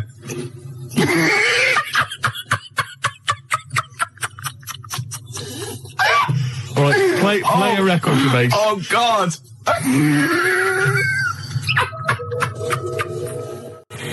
Blur and Tracy Jacks from 1965 there. Cheeky little monkeys. Well, I think we've established ourselves there now, Gervais, As radio gods. as radio gods. Yeah. We've come up with possibly the most enjoyable radio game Yeah. in the history of all things. Basically, what we want you to do is send in pictures, drawings... Is it as good as this? Gervais, put it away. We want drawings, pictures, photographs. Okay, and what I'm going to do is I'm going to show them to Gervais Yeah. midway through the show. You'll never know when. They might just suddenly pop up, and we'll see if Gervais laughs hysterically. And if he does, you win a prize. I guarantee it. Yeah. It could be that you'll win a couple of pulp tickets if we've got them to give away. Yeah. It might be that you win a crate of beer, anything. Yeah. Whatever we've got to hand, you'll win it if you can make Gervais laugh simply by me showing him a picture. The address is XFM, 97 Charlotte Street, London W1P 1LB, alright? And you can fax us, of course, 0171 580 1234. I must warn them that I really have been desensitised now because I sit opposite you. Well, exactly. Do you know what I mean? Do you know how hideous and, like, ridiculous they've got to be to make me laugh? The pictures have got to be pretty odd. Yeah. The address, XFM, 97 Charlotte Street, London W1P 1LB. Apart from bad lyrics as well, I like it when pop stars and marketing managers of record companies try and get clever with their, titles for albums and stuff. Remember Wet, Wet, Wet? Popped in, sold out.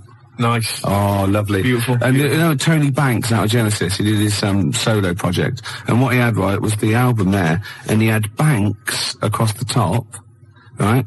And using the S to start the next word coming down was statement.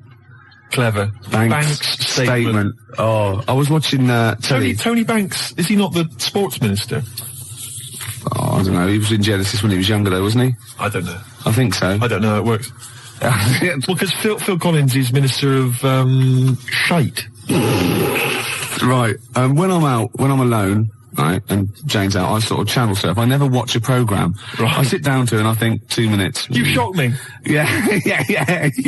And I just sort of going through and I was going back and forth between the Waltons and, like, the Box. Right. Music Television, You Control. Yep. MTV.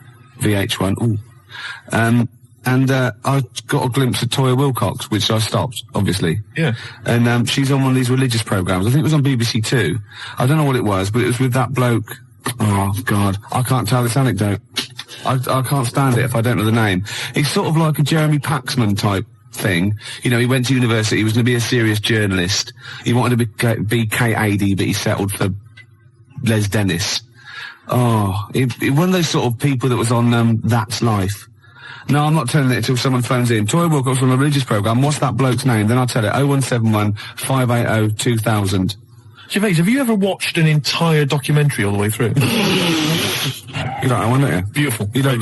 Now, New Order's your favourite band of all time, isn't it? Yes, that's right. Paul Wright called.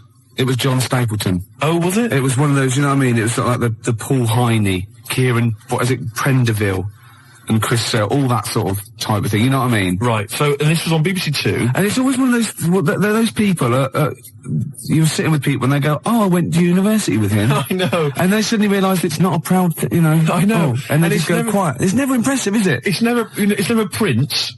No, exactly. Or, yeah. I don't know, somebody really great and groovy. Yeah. It's never, I don't know, say Rick Astley. And then you start realising that you're around someone's house and they go, and he comes on, you just don't say anything. Yeah. And then someone goes, didn't you go? No. No, I thought I did. It was the other one. It was Chris Searle. Did you go to anybody, at school with anybody famous? Michael Jackson. Did you? Yeah. Incredible. Yeah. Incredible. Yeah. Odd that. You went to school presumably in the States. No. He was in Reading for a lot of his life. Right. Yeah. Was he some kind of exchange program? Yeah.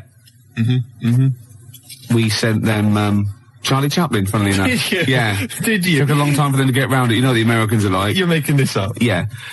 Anyway, Toya's talking to John Stapleton, and I suddenly realised it's a religious programme straight away, because it was over in the church. Right? And nothing gets past you, mate. No way. Could be archaeology is us. So wait a minute, whoa. Yeah, so people, Toya's on some religious programme. BBC not worth Two, it. John Stapleton. Yeah. Okay. And I'm just flicked through and I went, hold on, it's Toya. And he goes, it was very spiritual. She went, yes. And I realised she was talking about a wedding. She was going, it was very, very spiritual indeed. And he said, but no hymns. She went, no, we had silence instead. Silence instead. So now we will do silence number 3. It's 4.5 minutes long, so keep your gob shut. Right? And I think, oh, what is she talking about? He went, She went, people are scared of, that was Chris Eubank. Right? She said, people are scared of silence. What is she talking about? And then she said, the thing is, during silence, there's a lot of unconscious thought. What? You thought that you don't know you're thinking? He said, it was 3.5 minutes. I didn't think a thing during that. I better plug into my unconscious to find out what exactly I was standing up for 3 minutes. Going, who's the women in the hats? What are we doing here? What a load of pretentious twaddle that is. Well, I've never liked Toya. I've never liked her. Oh, she's alright. That's all the more reason to hate her. No, I don't hate her. All those people that I just mentioned, they don't come close to Lenny Henry. I saw another bit of him doing his stand-up in America. Oh, God, it's so nauseating. He's got another series, apparently. Does anyone like Lenny Henry? Oh, well, obviously. It's a massive star. Does anyone listening to this show really like Lenny Henry? Yeah. Or, is there anyone that annoys me more than Lenny Henry?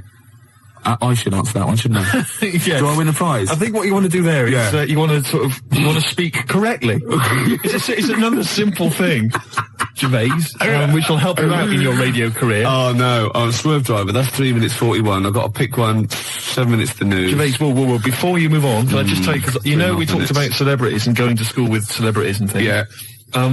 I have a very famous second cousin. Really? Yeah, I'm going to tell you who it is in a minute. Really? Yeah. And I've got the best joke in the world. Have you? I should have been trailing that. That'd have kept them on their tender hooks. Why are they Right. sitting on tender hooks? So we've got... What are tender hooks? I think it's tenter hooks. I don't know what they are, but I don't think it's... What? Ah, okay. 0171. Who annoys me more than Lenny Henry? No one. You've won that one. So don't bother phoning in. But who annoys you, the listener, more than Lenny Henry? Yeah. Oh, that's a good one. Clever. Because then it's thrown it to them. Yeah, and it's it's their simple. opinion. Oh, Simple thing. excellent. I noticed again you didn't bother to give the whole phone number. What did I say? You actually just said 0171.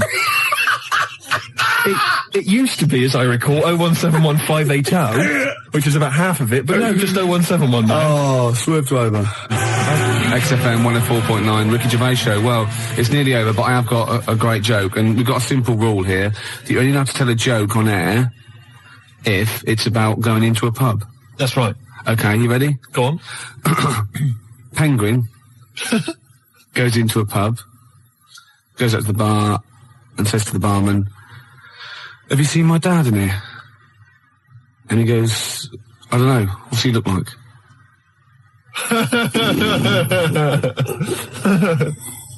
Yeah, no, it's not bad. It's alright. It's alright. I had a similar one about something going into a pub. I think it was a turd and a wig, but I can't remember what the punchline is. If anyone knows, 0171 580 2000. Something about a turd and a wig. Gervais, I've also obviously got my celebrity relation, which I'll tell you about in a minute. That's about it then. Yeah, we've enjoyed ourselves. Oh, dear. Bald character, once drummer for Genesis, is more annoying. Who's lost this for? Smoked fish. Oh, what? What's this, Emma? That is What? tenterhooks are. Oh, what are they? Oh, tenterhooks are what? It's what smoked fish are hung from. Excellent. And bald character, he's more annoying than, Lenny Henry. Henry. Okay. Once drummer for Genesis, well, that's Phil Collins. You can't say that. Of course you can. I can say Phil Collins is more, it's a matter of opinion, isn't it? Yeah, but he said that on the phone. He said, please don't say that, it's a bit mean. Phil Collins is a deeply boring man. Anybody can say that. I won't say who it is who said it then. Okay. We've got out of it, haven't we? Joe Pasquale is less funny. Ooh, yeah, okay. Who's that? I mean, the point is that you can say that Phil Collins is a bold, boring man in the same way you can say Andy Peters is a raging... Gervais, Jilly thinks I'm adorable, apparently. Gervais, I don't think we've got time to really talk about this. Okay, what have we got to do next week? Oh, we can't say who your celebrity was, but I just thought we could phone in who you think it is. I mean, I've got a few ideas who your celebrity second cousin is. Your mum. Mr. Ed? No. Godzilla. No. The point is that this is a real celebrity, so, I mean, celebrity. So, I'm not making it up. It's not going to be as exciting as, whoa, it's Elvis or whatever. It's not that goofy, but it's still... they do share some of your genetic material. No, you wouldn't know it. Really? No, Normal? You will, yeah. Symmetrical?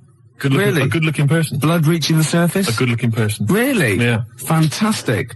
They probably denied your existence, or they're obviously going to deny that they're related to you then, aren't they? Well, I'd say I tried to get some of their money. No. What else do we do? Send me some hideous pictures. Yeah, I'll just give the address again. XFM, 97 Charlotte Street, London, W1P, I've got 1LB. I've got to go to the pub. 4 o'clock again. Yeah. One computer's not working. Is it not? No, this all sounds funny. What's that one? Is that the one I listen to? Just press a few buttons. No, put it on there. What have you got? Desktop. I don't know. I don't know what these do. Is your mic working? Sorry, I got a bit of a cold. Oh, God, I had a big list of things to talk about as well. Did you? Yeah. Oh. No. Rocket from the Crypt. Oh, it's a good start. On a rope, Yeah. which is appropriate because we've got a little Gravediggers track to play later, haven't we? Oh, yeah. Called Suicide. It's one of my favourite tracks, Gervais, by the Gravediggers, but it has got a bit of bad language. Well, that's okay because you've played it to me a couple of times, and I reckon I've got it off pat. Really? I'm going to be bleeping it out live. You're going to do a live bleep Yeah, out? I should say, we usually have a few beers and we get throughout the show, and I get steadily drunk, which is unprofessional. This saved a bit of time. Turned up pissed. You turned up drunk today? Yeah, so it's weird. I'll tell you what. Well, I'll be honest with you, Gervais. Normally, if someone gets drunk, their speech begins to slur. Yeah. They talk rubbish. Yeah. No difference. No, with you. that's the beauty of it. Yeah. That's the beauty of being me. Yeah, exactly. You know what I mean? How drunk are you? I had a little bit of wine. Did you? Couple of glasses? It's a lovely. I might get a little bit melancholy. What about the little baby kangaroos have to crawl all at their mums? I help them. Got a fax here for you, Steve, actually. Oh, lovely. Good news. It's from Becky. She's listening to us in bed. She's been a bit lazy. She's been on holiday. And she wants me to dedicate a song to dedicate it to Skanky Steve, because he is an alien. And she's been a little picture of him, Slimy Steve. Isn't that lovely? And she wants me to play a Subterranean Homesick Alien by Radiohead. And that's sweet. So people do think of you. Lovely. And I got one from Laura, as I says to Steve, you still sound as stupid as ever, you asymmetrical, asexual, rabid, anemic, flea-ridden deformity. Oh, see, you have got people thinking of you. See? Yeah. I'd rather they didn't. Baby Bird, and if you'll be mine, then I'll be yours. And Baby Bird was actually in this week with Claire. Was lovely, he? lovely man. Oh, Baby Bird was it at XFM? He's very nice. Is he? He's got a beak and funny little claws. Oh, Rick. I know, it made me laugh. It was Oh, my God, we're desperate. used to be an We're egg. desperate men, Rick, if you've got to resort to that kind of I called him gag. Baby Bird, and he went, I've never been called that before. Which is bizarre. But there's a band are called Baby Bird. He's Yeah. called Stephen. Can you go to turn that down next door? All the time Someone's to a playing show. music, aren't yeah, they? it's Emma, it's not on. That's insane. I can hear a throb from the other room. Yeah. Someone's got, this is insane, Gervais. It's like trying to host a radio show. Yeah. midway And now through a he's program. laughing. Yeah. Oh, well, well, anyway, it's all going to be... we're going to play a track that you've brought in. That's right. Go on, what is it? It's a fantastic tune by the Gravediggers, Yeah. part of the Wu-Tang Clan rap collective. Right, it's from their album. Not to be confused with the Wu-Tang Clam. That's a right. little shellfish. Yeah. That's into rap. Yeah, it swears a lot. Yeah, yeah, terrible, yeah. The track is... Got a muscle posse. The track is beautiful. You've probably heard it on the dance floor, maybe in some Of indie course I club. have. Yeah. 1-800-SUICIDES. Yeah. Now, I would stress, Rick, it has got a bit of bad language. I know. I mean, I've listened to this twice, and I reckon I've got it off pat. I reckon I'm going to pull the fader down at just the right places and go, okay? Right, you're going to sort of bleep it out. And if it goes wrong, so what? You know, that's real. People have a problem with swearing. I don't. Do you? No, not I mean, at all. I'm doing it because it's rules, and you know, No, the great thing about we want rap- to stay on air because you know we take our job seriously. We do. And you know, I think we're sorry. Excuse my French. Bloody good DJs. Well, aren't I we? think you're absolutely right, Rick. Yeah. Let me shake your hand. Yeah. All right. There we are. Yeah. A good shaking of a hand there. I love a bit of rap. That wasn't actually French. No. Was it? It's weird, that isn't it? Oh, pardon the French. People always say when they maybe say bollocks or something. Excuse my French, but le plume de ma tante. Hey, come on, language. We'll be learning a little bit of foreign language later. I've brought in Instant Yiddish by Fred Kogos. I've always wanted to learn Yiddish. Really? Yeah. Narishnek, foolishness. Some glick, some schlimmen, yeah, for better, for worse. So I'll teach you little usage phrases like that, out of the old Instant Yiddish book. But first, what was this? Gravediggers. It's Gravediggers. They're keeping it real. They're keeping it raw. So there is a bit of bad language. Yeah, well, mine's raw. You've been keeping it raw? Yeah, of course I have. Right, I'm gonna have a go at this then. All right. Right. Don't get No, wait a nervous. minute. No, don't. Shut up. Right, I've got to play this. Shut up then. Don't put me off. I've got to concentrate. 'cause I know whether... Bleep it out live. I will, yeah, shut up. All right. Is it going? Oi. Okay. Okay, Take it calm. shush. Take it calm. All right. Well done, Rick. No, it's very good. No worries.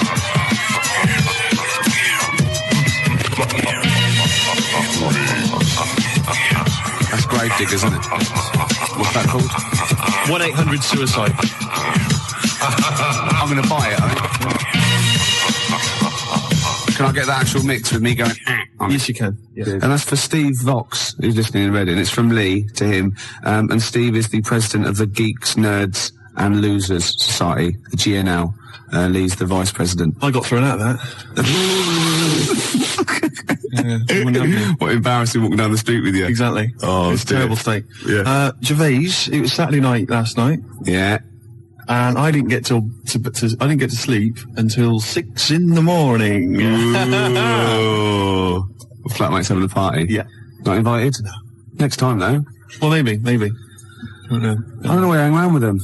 Well, you know, At least I look after you. People say to me, is Steve really as ugly as you say? I go, he's worse. Do you know what I mean? But that's no, do you know what I mean though? you're doing me a favour. Well, of course I am. You're protecting me. Of course I am. I'd say one day, right, it's just one of me at the moment, but one day there'll be a whole squadron. It'll be like Planet of the Apes. Oh my God, and you don't actually need anyone else to sort of like breed, do you? Exactly. We can just reproduce as we are.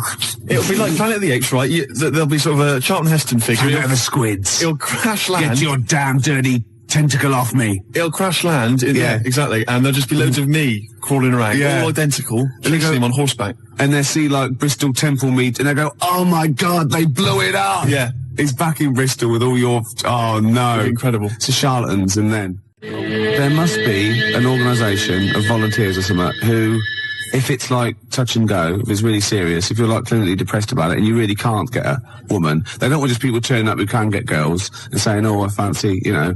But in your case, you know, they'll speak to you, they'll see you, and I think, you know, there must be some sort of national health thing or private where you can actually sleep with, I don't know, a voluntary worker. You know what I mean? so? Well, yeah, there's people that, yeah, I know, but there's people that, I don't know, volunteer for geriatric duty, you know, and they're exploding all over the place. They're covered in the stuff, right?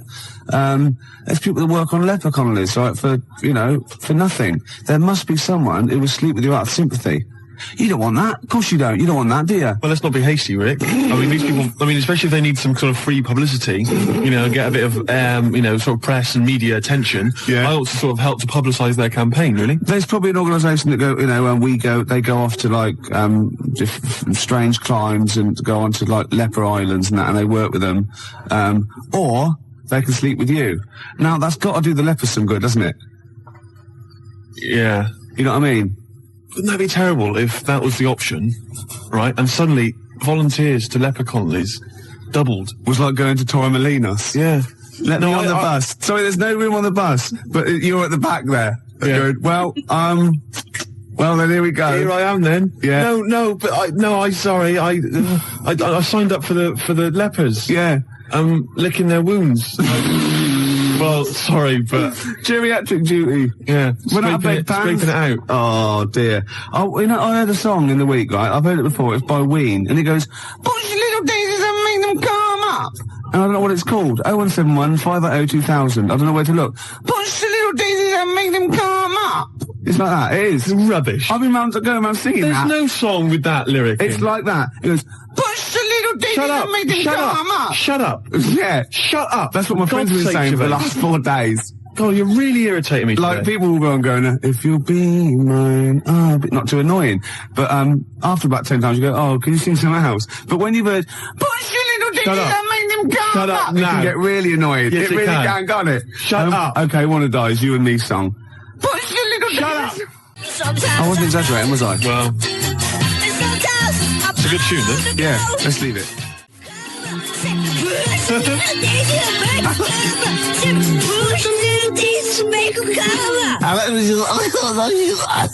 It's great. I was just going to gag. I love that one. It's great. Actually. Maybe we should play it again. Well, maybe later on.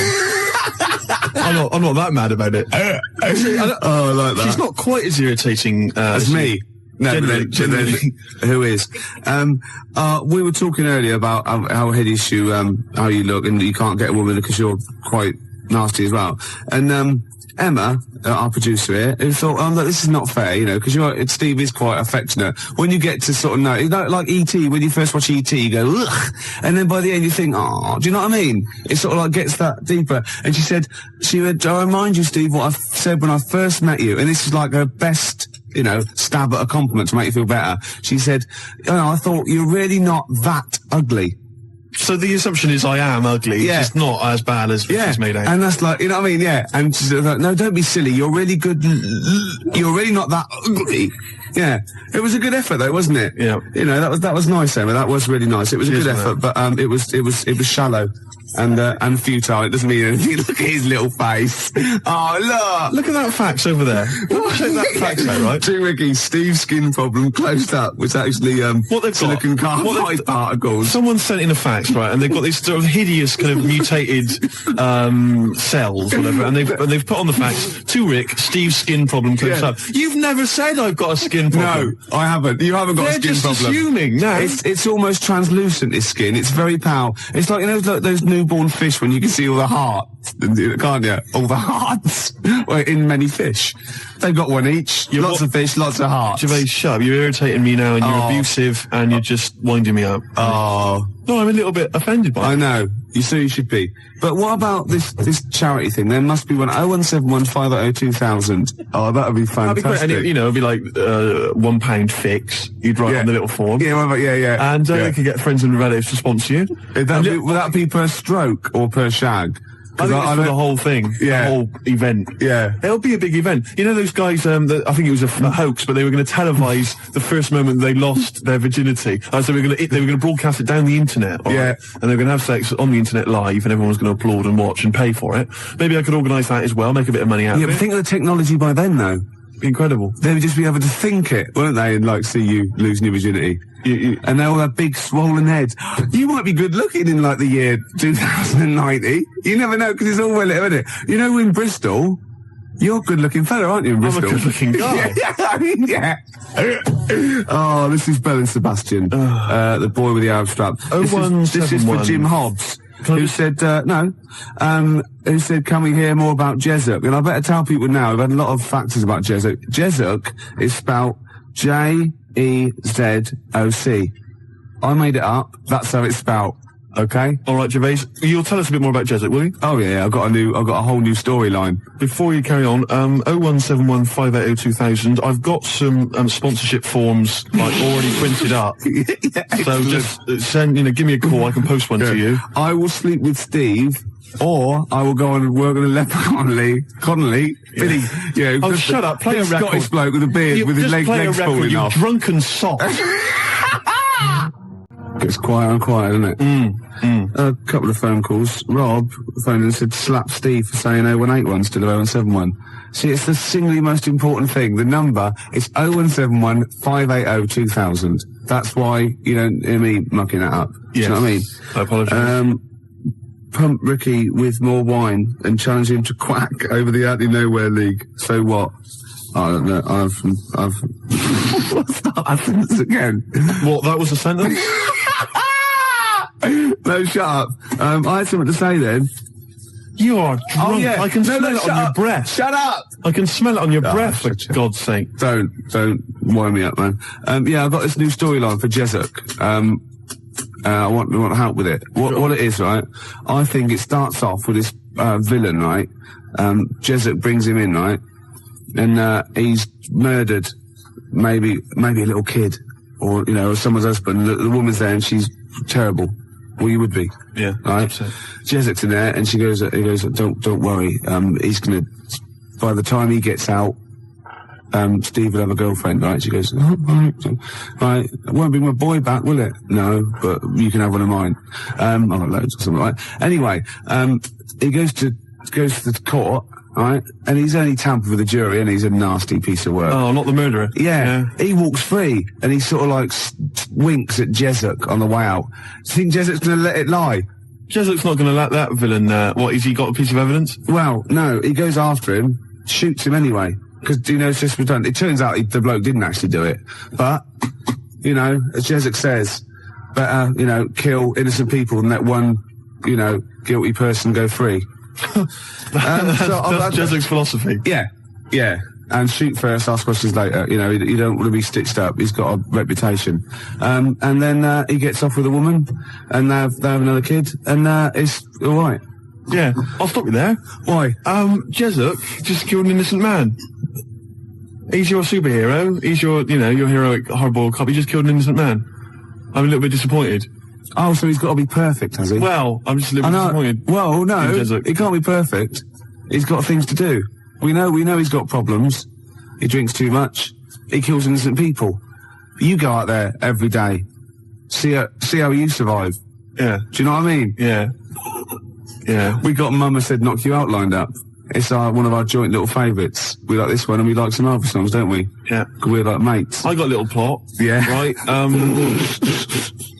It's Jesup, right? And he retires. He just gets out of the whole thing. All right, that's for the final one. We've pulled, pulled a discreet veil over the whole Jesup debacle. Right. All right, is that okay? Yeah. Rick, forget Jesup. Right. Because I've got my own show. I'll be telling you about. Have you really? Yeah, it's fantastic. Am I in it? No, not really. So much to do with... Right, okay, right. It's a genuine one I've come up with. You know this song, right? Mama Said Knock You Out. I like to, like, you know, shadow box that. I've been working out today on the big bag, did a bit of boxing, because I'm in training. I challenged Canfield to a fight when I was pissed. Thursday night, he was swaying. I challenged him to fight. I offered him £1,000 prize money. That was the purse. Whether he won or lost, he still said no. Well, he's a wuss. He's about 14 or something. Yeah, but he's about 6 foot. Yeah. Maybe he was scared of killing me. Yeah. Jesup is not scared of that. Jesup's gone. He's Oh, out of it. okay. There might be a comeback special one day, but thank God he's Let's gone. work on it. Well, That's my challenge to Canfield.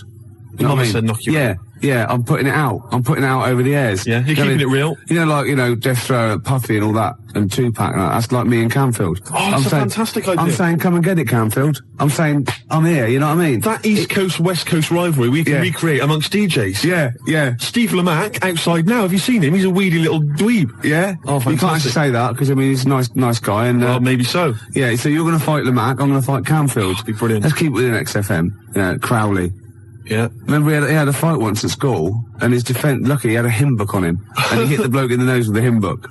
So you don't mess with Crowley, because he's probably carrying, you know, Bibles, hymn books, you know. He's loaded. He's got some kind of religious paraphernalia with him. Old parchment papers. Yeah, crucifixes. Paper cuts are the worst. Oh, nasty. Oh, imagine that, a little bit of papyrus across the eyelid. Oh, you don't want to mess with Crowley. No, I'm saying Canfield, come and get it, you know what I mean? He hangs out with his Deftones and all that lot, right? Yeah. You know what I mean? Should we just ask out? Who should we threaten out? Who else can we threaten out? Well, let's not go too mad. Well, what about Henry Rollins? Wow, I've made no. a mistake. I don't I've made an error there. He's embarrassed There are a lot himself. of people I could have chosen. Jarvis, for instance. I've gone A straight lot to... of people come before Henry Yeah. Rollins, I don't they? I was a fool. Some British heavyweight boxers, for example. Yeah. You know, I'd rather fight than Henry Rollins. Before we carry on, because I'm going to tell you about my my TV idea in a minute, Rick, because this is an idea I've been working on, and it's serious. It's like, you know, Jesup's got a certain strength, a certain quality, and I think you'll like this as well. But before we do that, I've been sent a picture.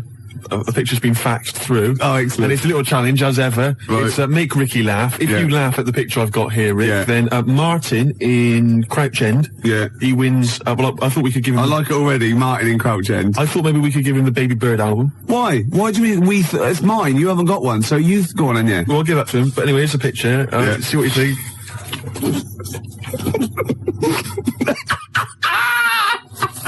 I like it, 'cause there's a little explanation as well. And it's subtle, because I had to get right to the end for the big line. Emma, you're not allowed to see this. No, that is fantastic. So well done to Martin. I think he wins an award. Yeah, he does, yeah.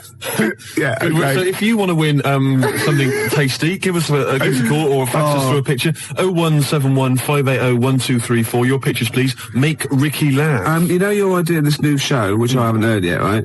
But we should start getting together all the other stuff, or we're going to get ripped off. I sounded just like Albert Tatlock then, in the early 80s. Oh, we dear. should go.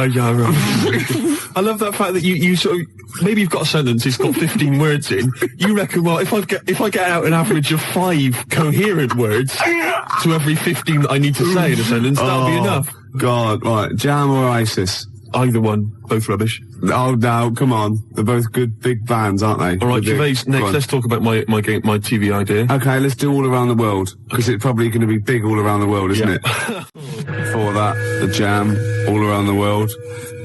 Got a fax here from my mate Nick. He's listening. Say hello to him.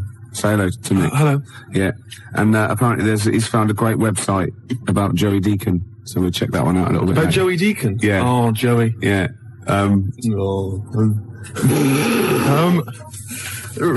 We've had loads of ideas, haven't we, in the past? Yeah. And actually, I was wondering whether we should put out the phone number 0171 580 2000.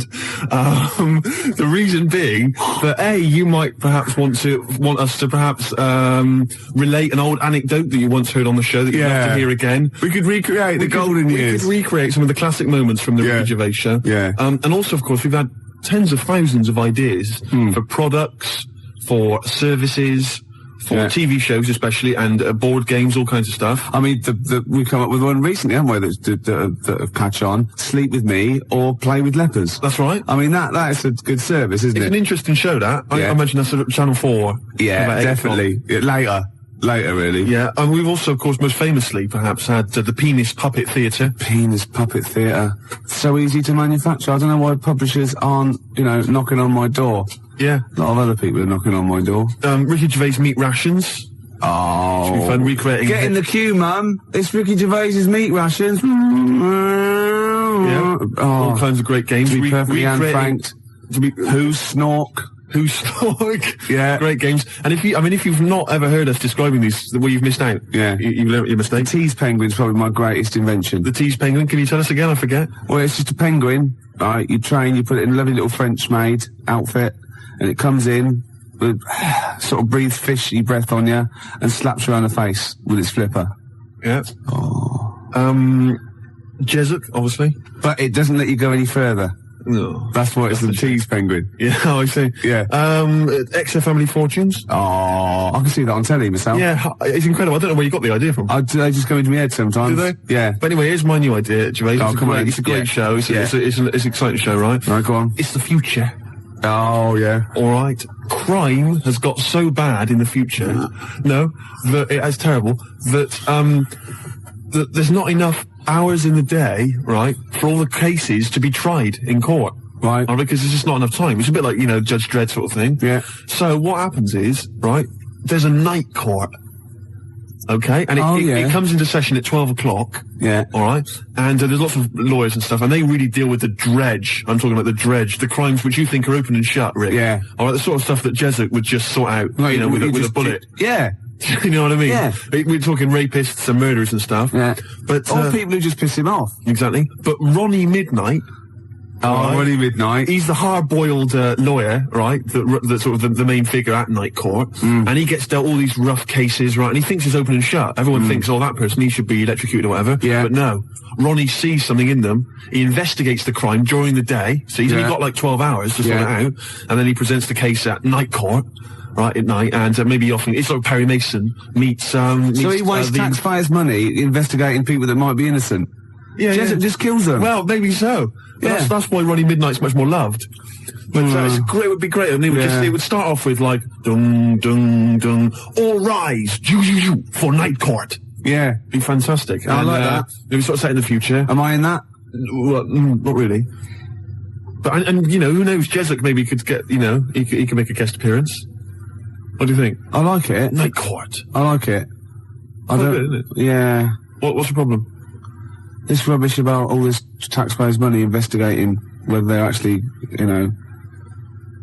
They're innocent. You're more of a Jesup kind of guy. Yeah. Just shoot first. Don't even ask questions. If his time's like, of the essence, why ask questions? You've done, what's the point? Yeah. He just like opening up old wounds, which is another favourite pastime of Jesup sometimes. And also a great idea. He loves opening up old wounds. A great idea for maybe a board game or a TV show. Old wounds. Fantastic. Oh, I'm going to work on this. Oh, and I've got Tip the Balance. I haven't even described that.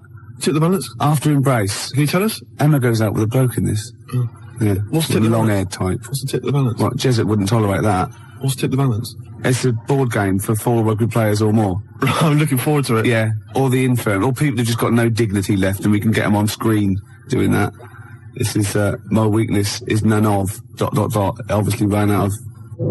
I was, reading News of the World on the way here, and, I didn't know this. Tony Blair is the Prime Minister. Oh, yeah. Tony Blair.